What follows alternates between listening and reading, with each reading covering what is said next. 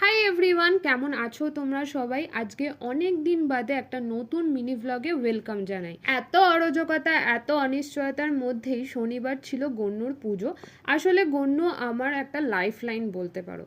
প্রত্যেক এক্সামের সকালবেলা ঘুম থেকে উঠে মা আমায় কিছু বলুক আর না বলুক, এটা নিশ্চয়ই বলতো যে কোয়েশ্চেন পেপার পেয়ে গণেশের নাম স্মরণ করে তারপর লেখা স্টার্ট করবে। আর আগের বছর এই গণেশ পুজোর দিনই আমি গণ্যর কাছে এমন একটা জিনিস চাই যেটা বছর ঘুরতে না ঘুরতেই পূরণ হয়ে যায়। তাই এই বছর ছিল আমাদের বাড়িতে প্রথম গণ্যর পুজো।